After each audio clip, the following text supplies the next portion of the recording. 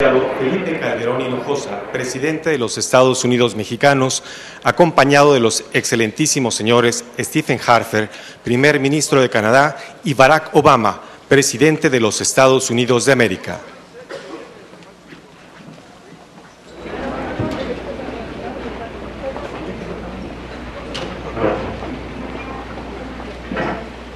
Damos inicio a la conferencia de prensa conjunta y a continuación toma la palabra el ciudadano licenciado Felipe Calderón Hinojosa, presidente de los Estados Unidos mexicanos.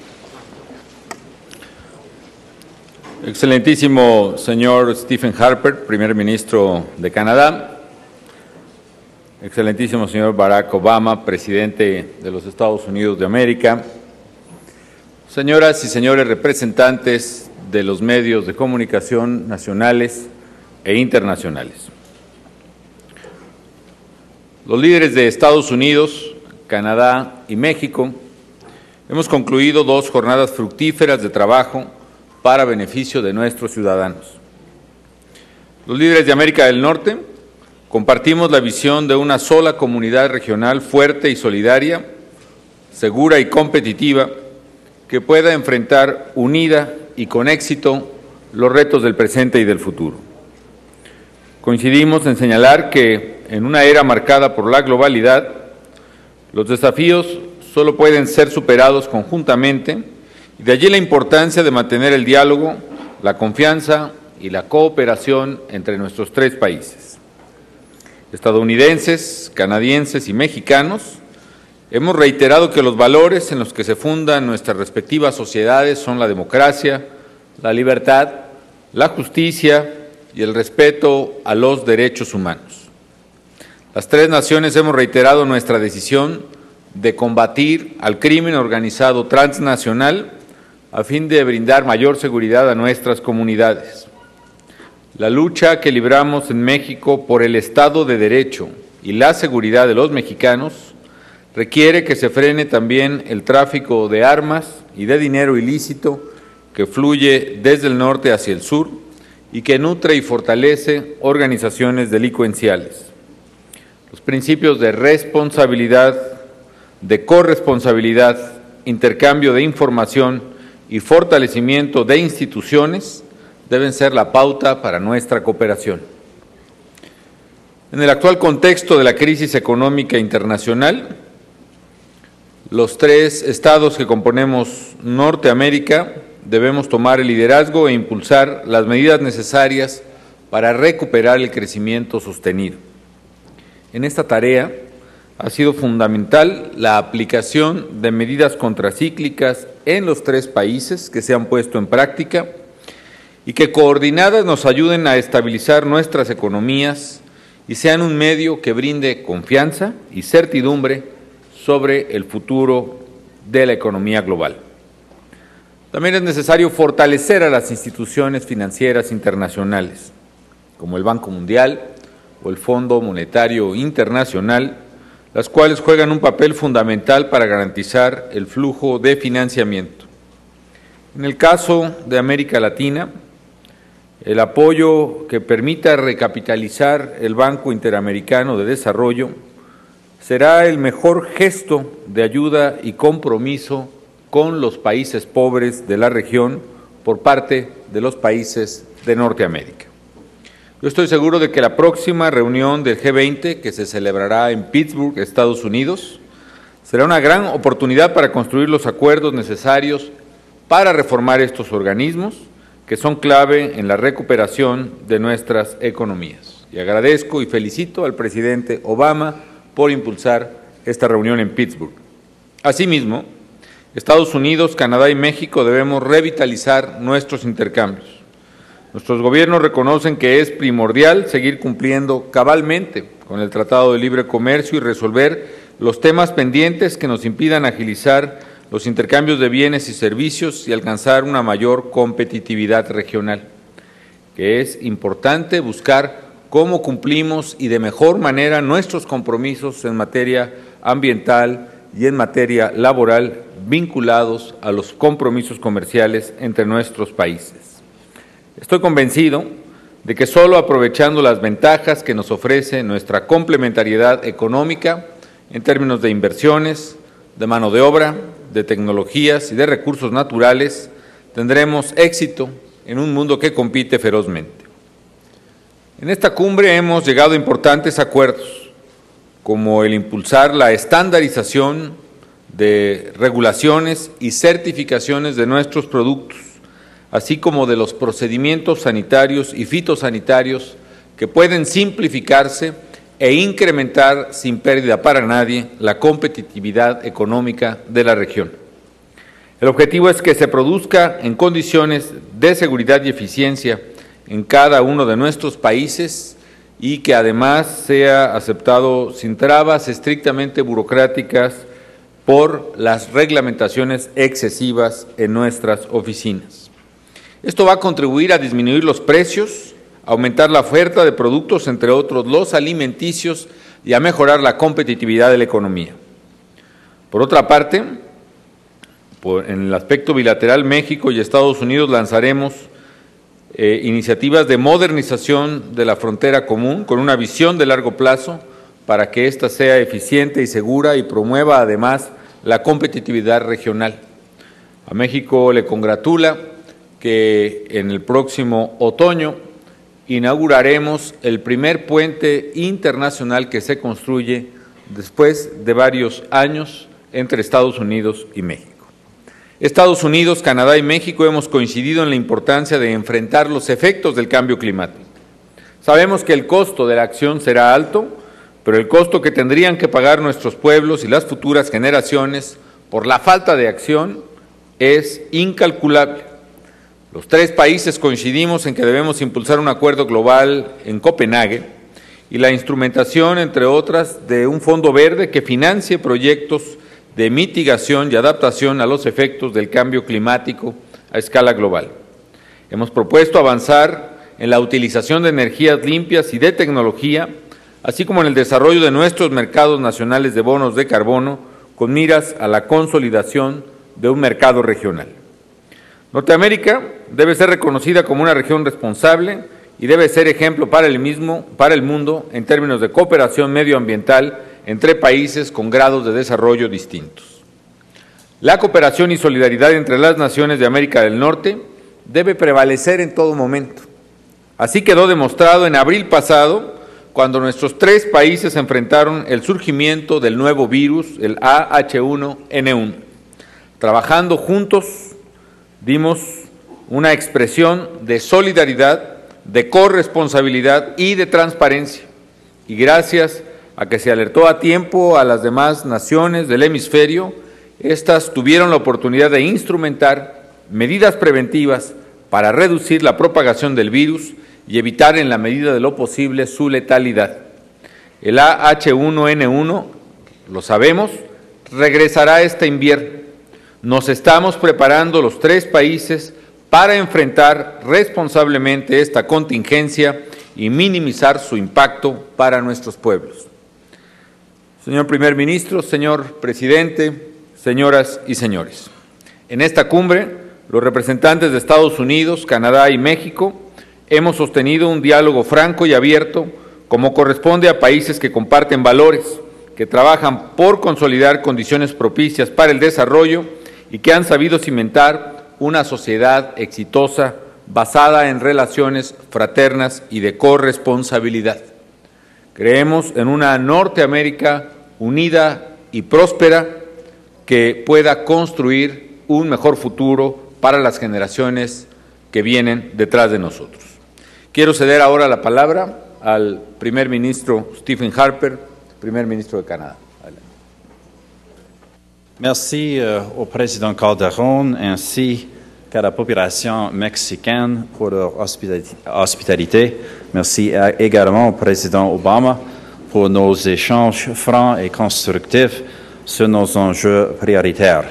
Ces enjeux consistaient principalement de l'économie, de la santé et la sécurité en Amérique du Nord et de l'énergie et de l'environnement et les changements climatiques. Sur l'économie nord-américaine et mondiale, grâce au solide bilan du Canada en matière de réglementation financière et de gestion fiscale. Nous avons parlé de façon avisée lors de ces rencontres.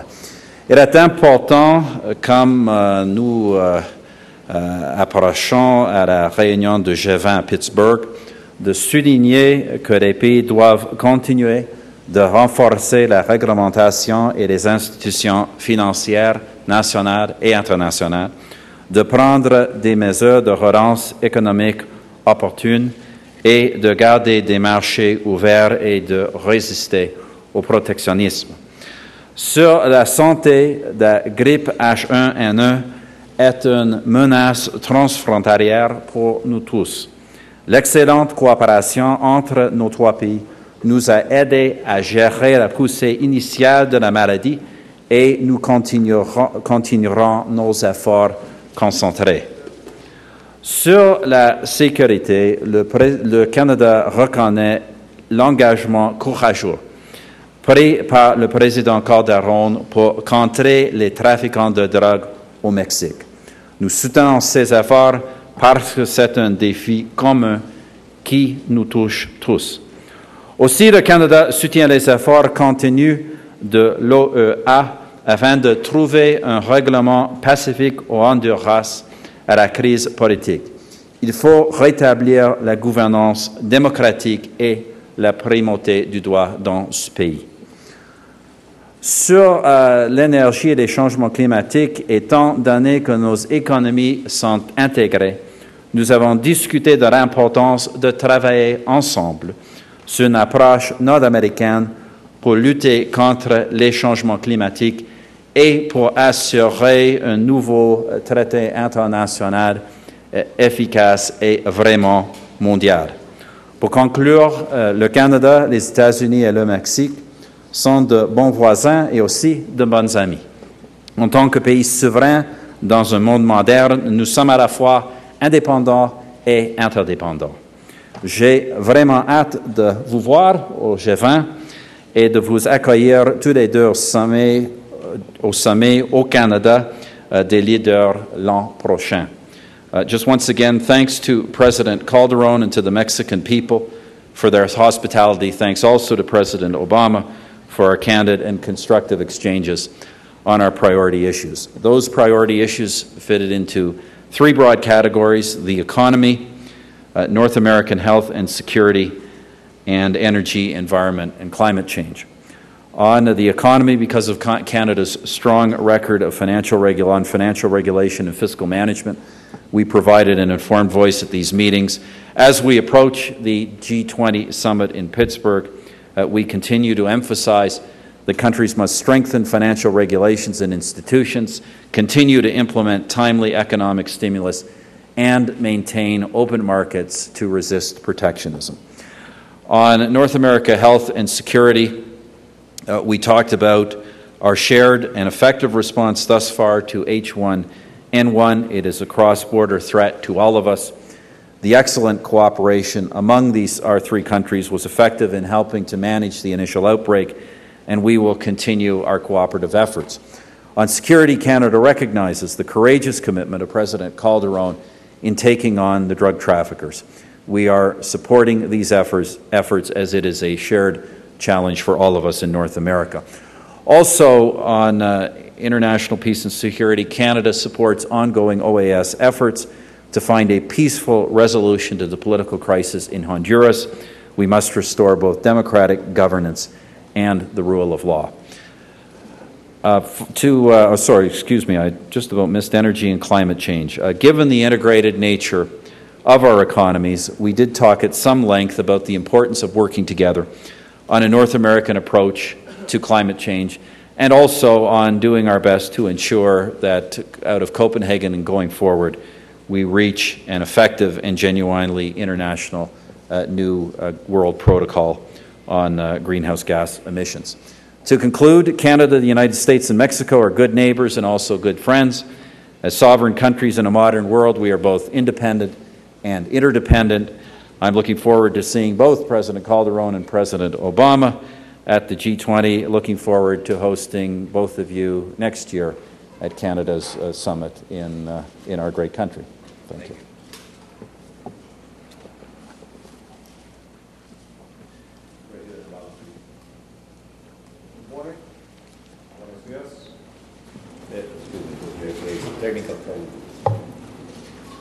Testing. Good morning and buenos dias. I want to thank my great friend, President Calderon, for his hospitality and for hosting us at this important summit, as well as my good friend, Prime Minister Stephen Harper. And I want to thank the people of Guadalajara and Mexico for the incredible warmth they've shown us on this, my second trip to Mexico as president. Now, here in Mexico, the word is juntos, and in Canada, it's ensemble. But no matter how we say it, we come here today, three nations, one continent, because of the challenges and opportunities that we will be facing together. Like our magnificent surroundings today, this city could not be a more fitting venue. Here in Guadalajara, we see all the richness of Mexico's heritage, its arts, its architecture, its vitality, and its culture. And we also see all the possibilities of Mexico's future, the innovation, high-tech industries, and entrepreneurship that makes this one of our hemisphere's most dynamic cities.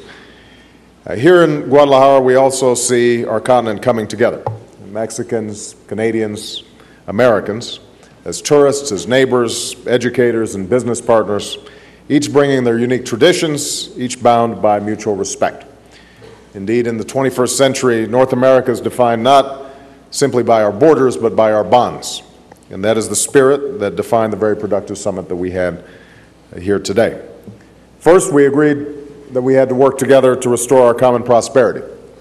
The global recession has cost jobs and hurt families from Toronto to Toledo to Tijuana. So we renew our commitment to work together in Ottawa, Washington, and Mexico City. Building on our progress at the G8 and G20 summits, we agreed to continue to take aggressive, coordinated action to restore economic growth and create jobs for our workers, including workers in the North American auto industry. Because so much of our common prosperity and millions of jobs depend on trade that flows across our borders, billions of dollars worth of trade every day, we reaffirmed the need to reject protectionism. We recommitted ourselves to the infrastructure investments, the common sense regulations, and intellectual property protections upon which trade thrives. We are among each other's largest trading partners. As we work together towards lasting prosperity, we need to expand that trade, not restrict it. I would note that our common prosperity also depends on orderly legal migration. All three of our nations have been enriched by our ties of family and community. I think of my own brother-in-law, who is Canadian. I think of the many Mexican Americans from Jalisco who found home in Los Angeles and Texas and in my hometown of Chicago. At the same time, Americans, Mexicans, and Canadians all expect their borders to be safe and secure, and that is why my administration will continue to work to fix America's broken immigration system in a way that is in keeping with our traditions of being both a nation of laws and a nation of immigrants. And because our future prosperity also depends on clean energy economies, we built on our bilateral efforts to invest in renewable energy and green jobs, and we recommitted ourselves to the historic goals announced last month in Italy.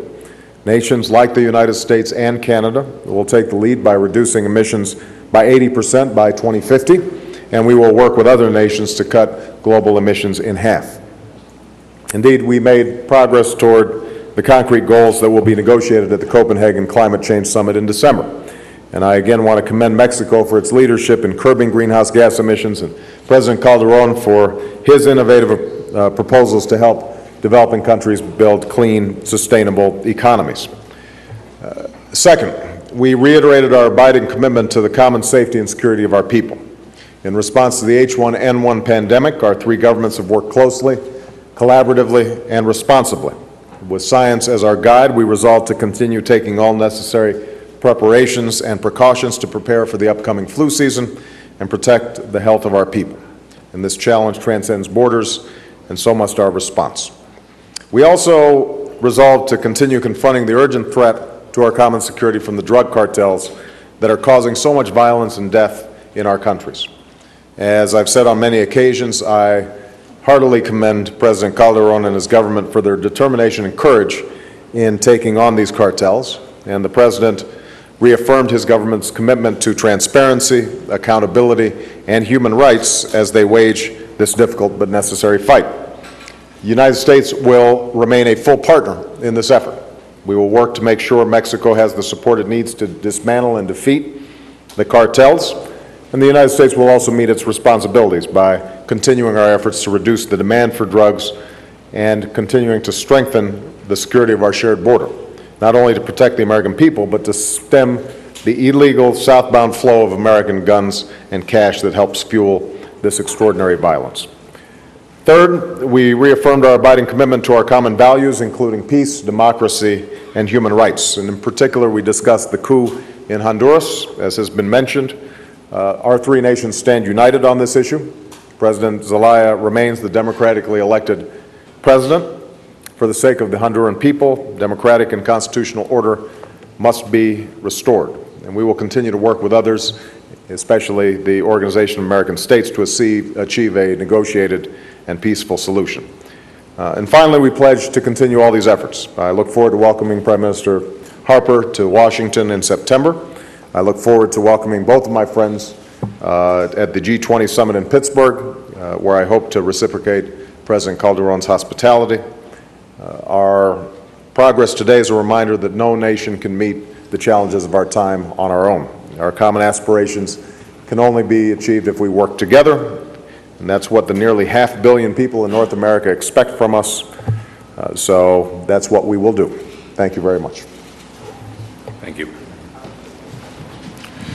Ahora daremos paso a la sesión de preguntas y respuestas, siendo esta una pregunta por país, comenzando por México, con el periodista Raúl Lozano de Radio 13. ¿Qué tal? Muy buenos días, señores jefes de Estado. Presidente Obama, hay cuestionamientos en su país por la violación a los derechos humanos, en México por el combate al narcotráfico. ¿Cuál es su preocupación al respecto? Y si va a regresar la certificación a México y también para la aplicación total de los recursos de la iniciativa Mérida. En cuestión de seguridad, pues también se habla de un atentado que se pretendía en contra del presidente Felipe Calderón. ¿Tienen conocimiento de otras amenazas? Y, ministro, en seguridad, pues también tiene que ver con su país que se hayan impuesto visas para los mexicanos. ¿Hay alguna posibilidad de que se revierta esta imposición? Gracias. Perdóname, I didn't get a translation on that one. So, it sounded like a very good question. Several questions. You can pick one. Here. I think it's coming. Go ahead. Hay cuestionamientos en su país respecto a la violación de los derechos humanos en México por el combate al narcotráfico. ¿Cuál es su preocupación a este respecto? Y desde luego si va a regresar la certificación a México y usted va a coadyuvar para la aplicación de los recursos de la iniciativa Mérida. También pues se habla de un atentado en contra de la vida del presidente Felipe Calderón Hinojosa. Si tienen conocimiento, señor, de nuevas amenazas. Y también para el ministro Harper, en cuestión de seguridad, se lo repito, que pues la imposición de visas precisamente tiene que ver con esto. Si hay alguna posibilidad de que se revierta la imposición de visas a mexicanos.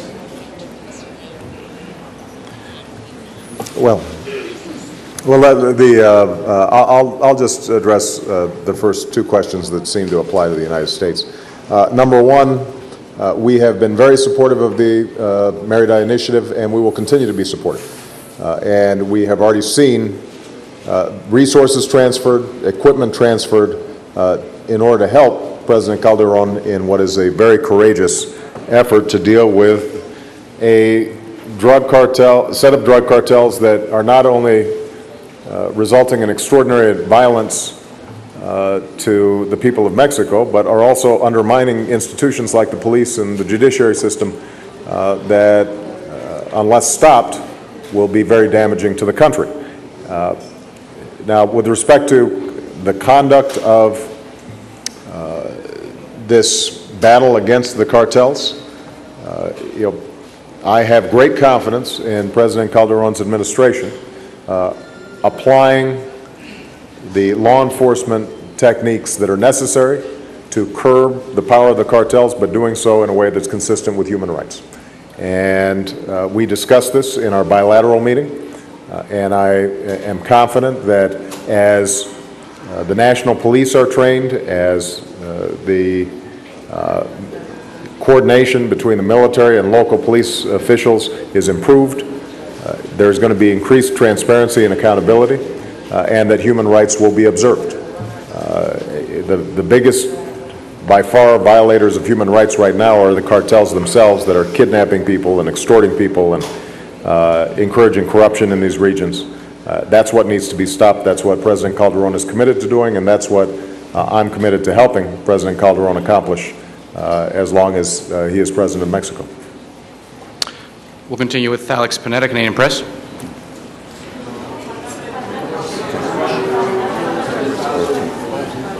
Sorry. You're going to answer or just me? You want? No, and after. Okay. On the question of visas, it's important to understand the imposition of visa is due to one thing and one thing only, and that is the dramatic rise we have seen over the last few years, and this year in particular, in the number of bogus refugee claims being made from Mexico into Canada. It's important to understand that this decision, first of all, has nothing to do with the actions of the Mexican government. The Mexican government has cooperated with us in efforts to stem this particular problem, to limit this particular problem, and continues to work with us in ways we might reverse it. But the underlying problem, as I've said to President Calderon and others, the underlying problem is in the Canadian refugee laws. It is simply far too easy in Canada to make a bogus refugee claim as a way of entering the country. And we have to change that. It is unfair to those who are legitimate refugees. It is also unfair to the hundreds of thousands of people who are working through our immigration system to become immigrants to this country, to our country. So, as I say, we will continue to work with Mexican authorities to try and limit this problem. But in the absence of legislative change, it is very difficult for our governments to control this other than through the imposition of visa. It is the only tool available to us right now. So we need additional tools from our Parliament to stem the flow of bogus refugee claimants and also to have additional tools to deal with this kind of problem. Alex Panetta, Canadian Press. We'll continue with Alex Panetta, Canadian Press. Is there more questions? Or? Say again. Bueno, primero sobre el, pues ya insiste que tome la palabra, pues déjeme contestar los tres temas también que son muy importantes para nosotros. En primer lugar, mi gobierno tiene un compromiso absoluto y categórico con los derechos humanos. La lucha que estamos dando contra el crimen organizado es precisamente para preservar los derechos humanos de los mexicanos. El derecho a la seguridad, el derecho a la integridad de las personas, el derecho a tener a la familia segura, el derecho a trabajar sin ser molestado o perturbado por poderes de facto. Y en esa lucha por la seguridad de los mexicanos, por supuesto que tenemos como una condición inquebrantable la protección de los derechos humanos de todos, de las víctimas y de los propios criminales.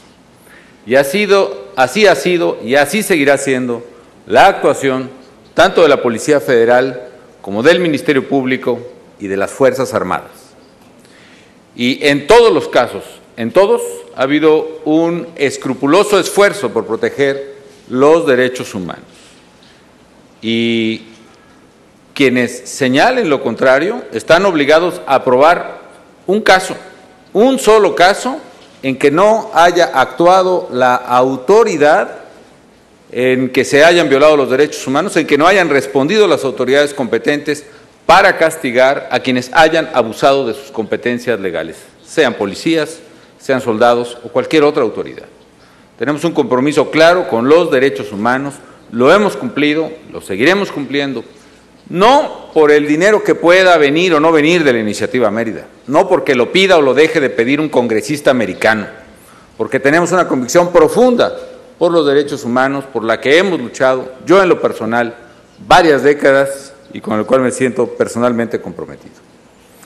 No tengo detalles de lo que se señala, pero en cualquier caso no sería ni la primera ni la última, estoy seguro, ocasión de que se hable o se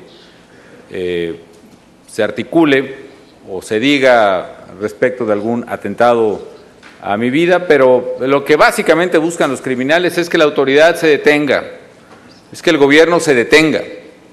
Y lo hacen porque saben que estamos destruyendo sus estructuras criminales, porque saben que estamos golpeando el corazón de su negocio, porque los estamos haciendo retroceder, porque saben que estamos verdaderamente no solo tomando la iniciativa en la lucha contra el crimen, sino ganando día con día la defensa del país.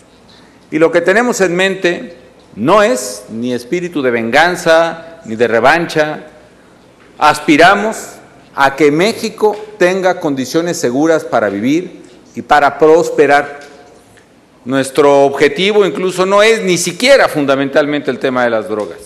Nuestro objetivo fundamental es la seguridad de los mexicanos, el derecho que tiene cada mexicana y cada mexicano a que su familia, a que sus hijos puedan salir tranquilamente a la calle, a jugar, a ir a la escuela, a progresar, a desarrollarse plenamente.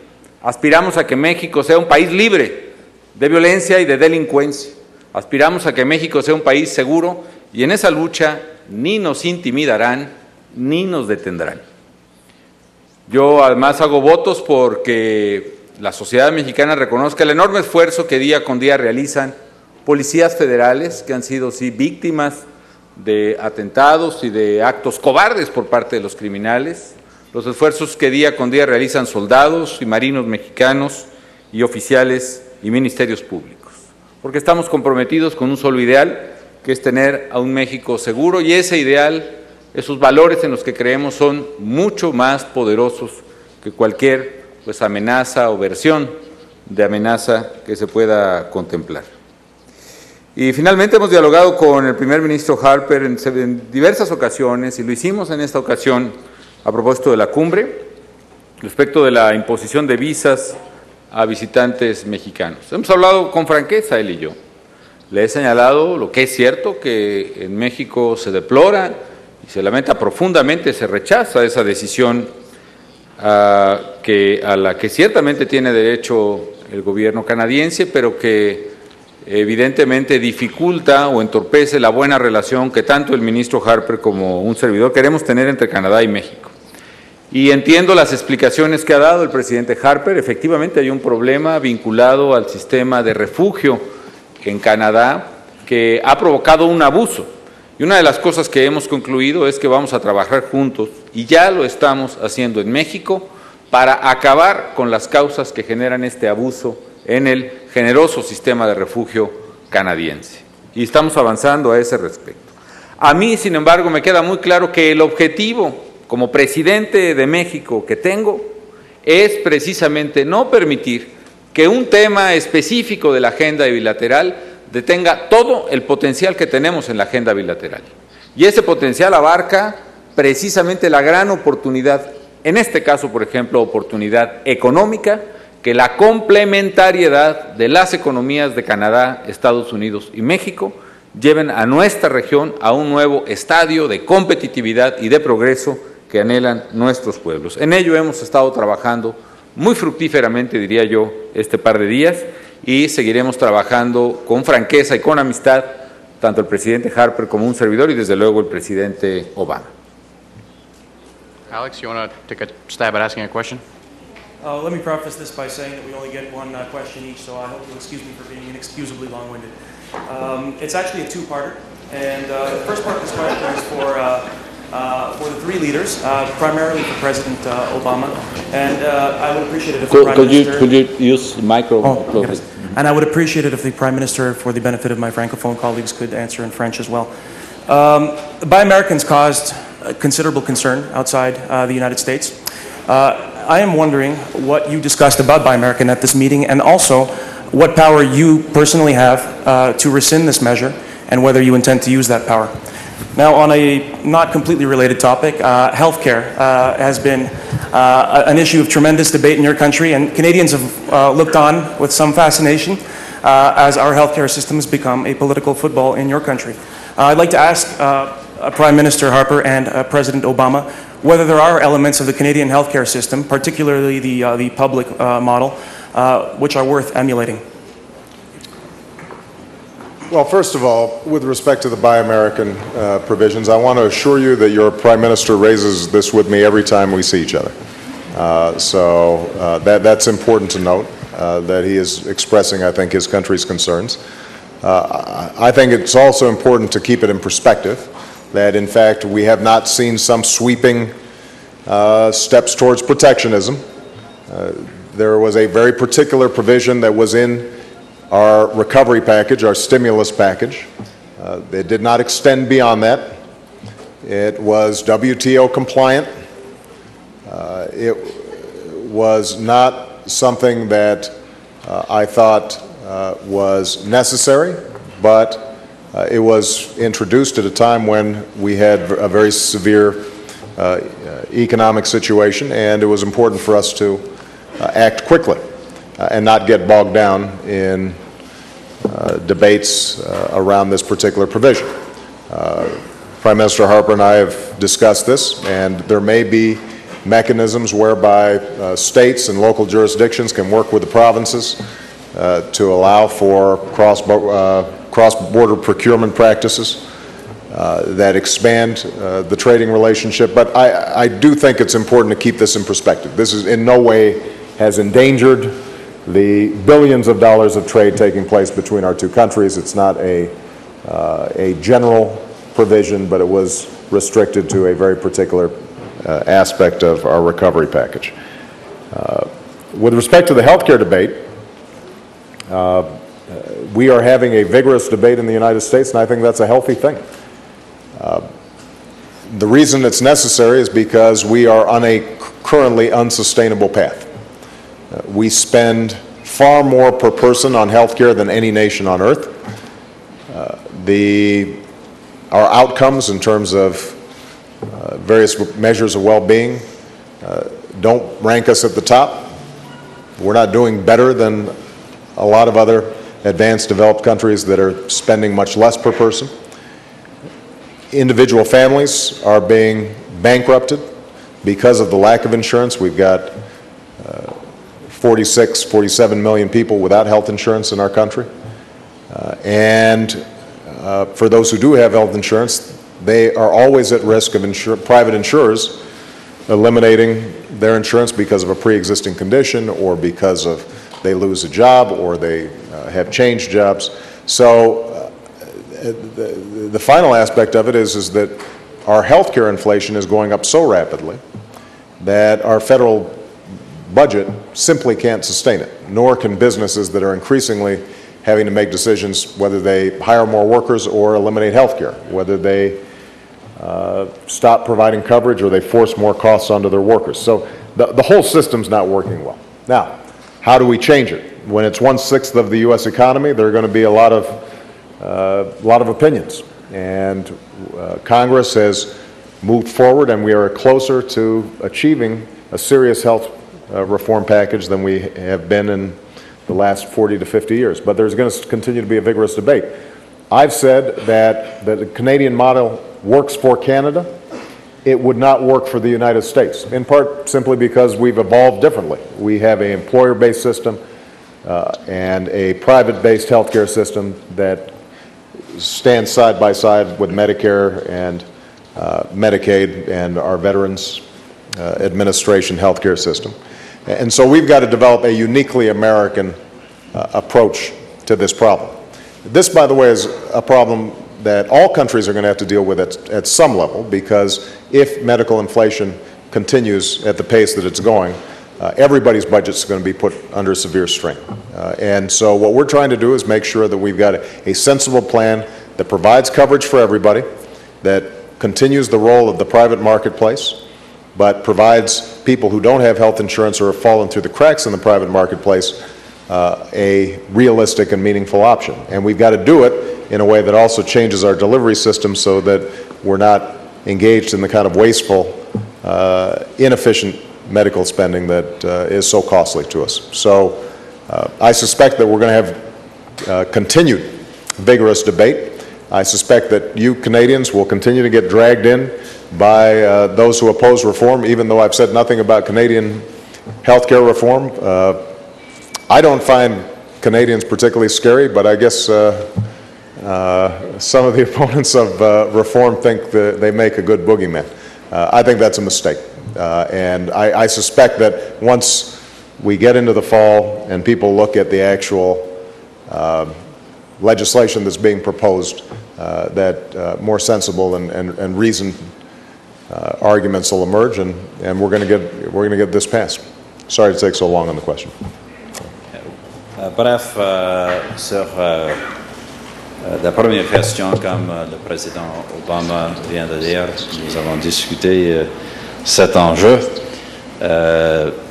Je suis bien heureux de voir récemment un accord, une entente entre les provinces et le fédéral pour avoir un front commun sur ce problème. Il y a des discussions entre nos ministres américains et canadiens respectifs, nos ministres de commerce international et aussi nos fonctionnaires.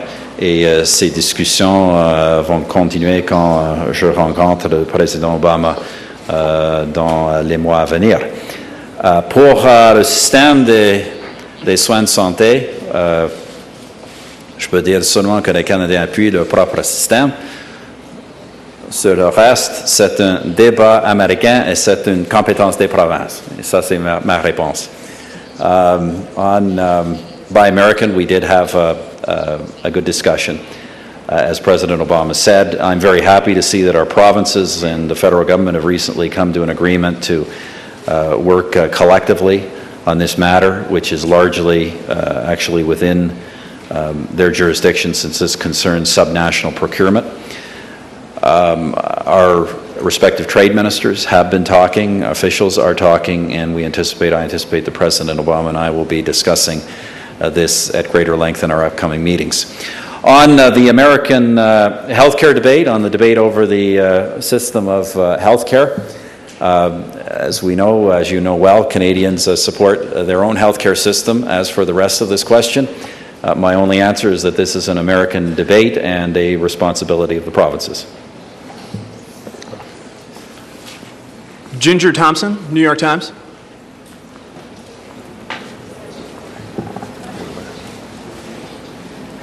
I'd like to start with President Obama, please. Given the fight that you're having to wage for health care, I wonder if you can tell us what you think the prospects are for immigration reform, for comprehensive immigration reform, which you said is your goal. And whether you think that the blows you're taking now on health care and that the Democrats are likely to take around the midterm elections will make it hard, if not impossible, to achieve comprehensive immigration reform in this term, and what you've told President Calderon about that. President Calderon, I'd like to hear a little bit about your thoughts on Honduras. There have been some in Latin America who have said that the United States has not acted strongly enough to return President Zelaya to power. And I wonder if you could talk a little bit about how you feel about what the United States should be doing or could be doing to restore democratic order in Honduras. And Prime Minister Harper, a few months ago, the Homeland Security Secretary of the United States went to Canada, or at least aggravated Canadian sensibilities when she compared the Canadian border to the Mexican border. And I wonder what you think about that and how you feel about the United States using some of the enforcement strategies adopted on the southern border in the north. Thank you. That's all? That's all, Mr. President. Well, first of all, Ginger, I don't know if you're doing some prognosticating about the outcome of the midterm elections, which are over a year away. I anticipate we'll do just fine.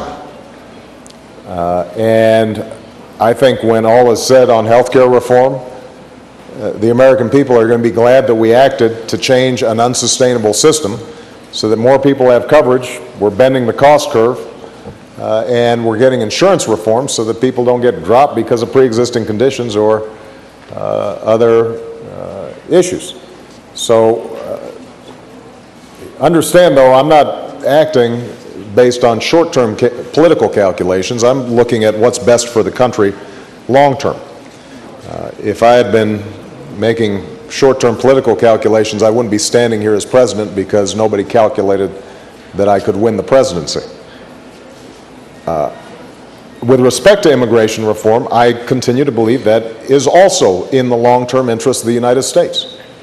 We have a broken immigration system. Nobody denies it.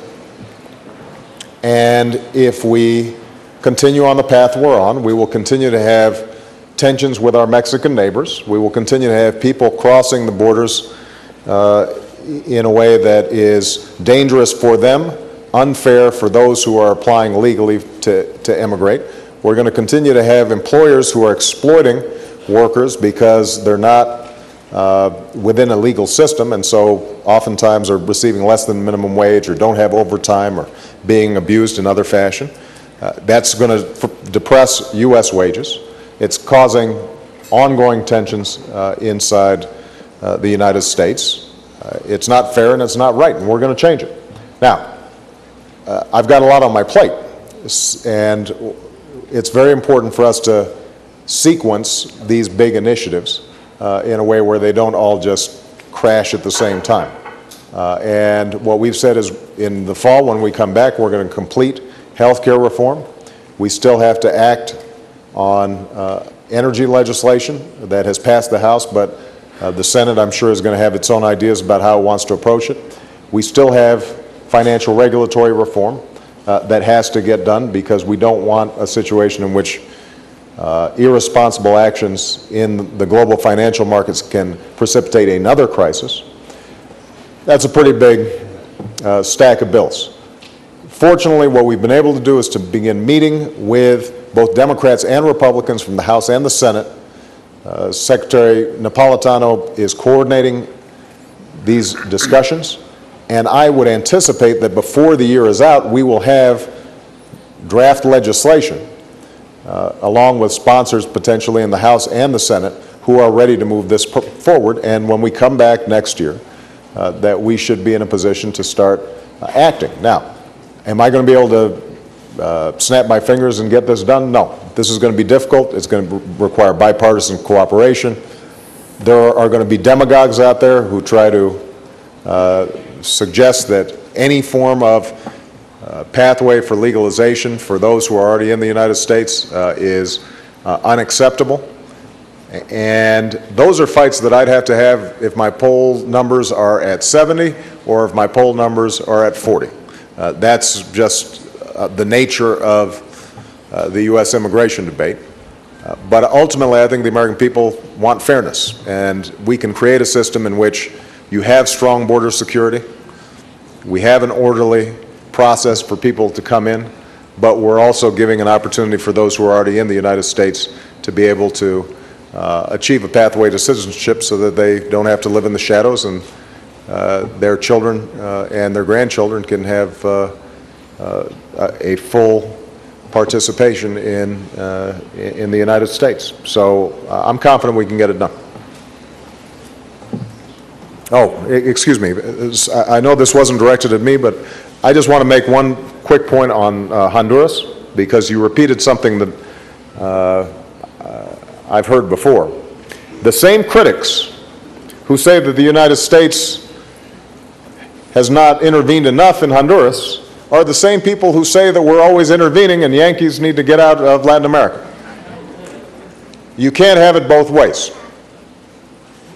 We have been very clear in our belief that President Zelaya was removed from office illegally, that it was a coup, and that he should return. We have cooperated with all the international bodies in sending that message. Now, you know, if these critics think that it's appropriate for us to suddenly act in ways that in every other context they consider inappropriate, then I think what that indicates is that maybe there's some hypocrisy involved in their approach to U.S. Latin American relations that that certainly is not going to guide my administration's policies. Gracias. Bueno, voy a aprovechar la pregunta también para, además de lo que se me cuestiona específicamente, referirme al tema de la migración. Porque efectivamente mucha de la gente trabajadora en Estados Unidos que vive en las sombras es precisamente de este estado, del estado de Jalisco. Y son gente que ha emigrado para construir un mejor futuro para su familia. Todos ellos, o la mayoría, han aportado enormemente a la economía y a la sociedad americana. Es impensable que los Estados Unidos hayan logrado ser la primera potencia del mundo en el siglo pasado sin la colaboración de los trabajadores mexicanos. Y esto no obedece a un gesto de generosidad o de buena voluntad nada más. Es un fenómeno económico.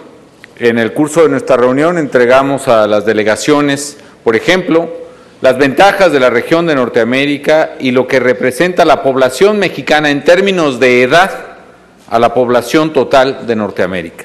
La única manera de tener progreso sostenido en toda la región de Norteamérica es precisamente permitiendo que los procesos económicos naturales de integración se puedan dar, y eso implica precisamente la movilidad laboral que no se puede detener por decreto. En eso hemos enfatizado en esta reunión bilateral con el presidente Obama, pues nuestro énfasis para seguir invocando la protección de los derechos humanos de los migrantes mexicanos, cualquiera que sea su condición migratoria en los Estados Unidos, y manifestado nuestro respeto a la valentía y a la profundidad con la cual el presidente Obama ha abordado el tema migratorio.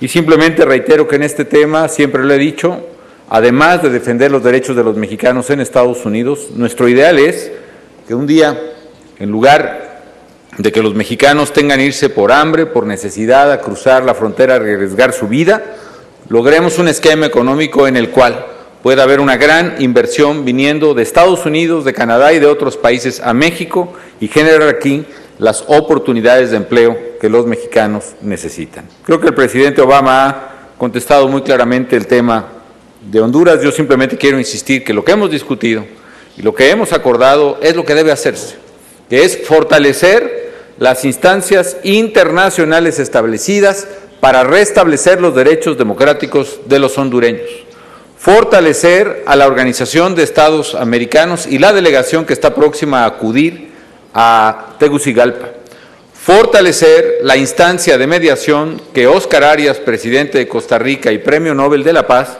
está realizando para poder restablecer el orden constitucional en Honduras. Insisto, no se trata de una persona u otra, no se trata del presidente Zelaya per se, se trata de la vida constitucional y democrática que debe defenderse de acuerdo con el marco legal de carácter internacional que todos nos hemos dado voluntariamente. Y una expresión más, yo coincido en la paradoja que señala el presidente Obama de que quienes más han rechazado y arguido la intervención norteamericana en la región son ahora quienes más invocan la determinación de Estados Unidos o la intervención en la región, por muy legítimo que sea el propósito. Yo creo que nuestra apuesta debe ser a las instancias internacionales y al derecho internacional, más allá de la intervención de un solo Estado o más aún de una sola persona para resolver un tema de esta naturaleza. Creo que ese es el camino, y sí, hoy nos congratula que esté el presidente Obama en la presidencia de Estados Unidos y puedan hacerse demandas de ese tipo. Pero en el pasado, desde luego, y en el futuro, quién sabe quién puede estar en ese cargo, y me parece, yo no soy de quienes comparten que Estados Unidos sea erigido como el gran juez y el resolvedor o el solucionador final vía la intervención de los asuntos de nuestros países. Sí debe dársele pie a las organizaciones internacionales, a la OEA, debe dársele pie a los grupos regionales que hemos constituido, como el Grupo de Río, los grupos que somos amigos de Norteamérica, los países que somos amigos de Honduras, que somos amigos de Centroamérica, que somos amigos de Guatemala. Debemos actuar, sí, por nuestra propia cuenta, pero de acuerdo con las leyes internacionales y el derecho internacional que nos hemos dado. Y en todo caso, podríamos tal vez constituir un grupo de países amigos de Honduras que coadyuve tanto con la labor mediadora de Óscar Arias como con la labor de la Organización de Estados Americanos.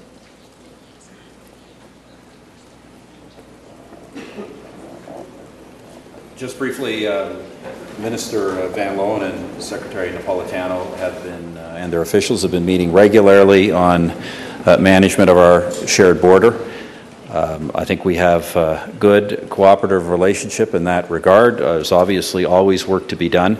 Let me be very clear, from the Canadian perspective, we look at our border as a line between the two closest countries on Earth. We have the largest trading relationship of any two countries on Earth, but we also share security concerns. I've said repeatedly, I say again, there is no such thing as a threat to the security of the United States which is not a threat to the security of Canada. That is why Canada has been a steadfast ally of the United States in NAFTA and NORAD for many, many years. We want to address all the same security issues that the United States wants to address, and we want to do so in a way that doesn't impede commerce and doesn't impede the great social interaction which has made our two countries so close over the decades. I'm just going to also weigh in a little bit as a friend of the United States on that question that was posed to President Obama. If I were an American, I would be really fed up with this kind of hypocrisy. The United States is accused of meddling except when it's accused of not meddling. And the same types who are demanding the United States would somehow intervene in Honduras, the same type of people who would condemn long-standing security cooperation between Colombia and the United States, which is being done for legitimate security and drug traffic reasons that is frankly, that are in the interests of all the countries of this hemisphere. Mexico and Canada are involved in the mediation effort in directly supporting the mediation effort of President Arias. I think the United States has been a very forcefully articulated its concerns and its desired outcomes in that regard, and has been very supportive of those of us who are working in the multilateral process to deal with this serious issue in the hemisphere. So, I think that's precisely what we want to see from the United States, is the United States that leads on issues of values, but is very supportive of multilateral attempts to deal with challenges that we all face. Thank you. Thank you. Gracias a todos. Finalizamos esta conferencia de prensa. Se despide de todos ustedes el ciudadano licenciado Felipe Calderón Hinojosa, presidente de los Estados Unidos Mexicanos, acompañado de los excelentísimos señores Stephen Harper, primer ministro de Canadá, y Barack Obama, presidente de los Estados Unidos de América. Gracias por acompañarnos. Que tengan todos muy buenas tardes.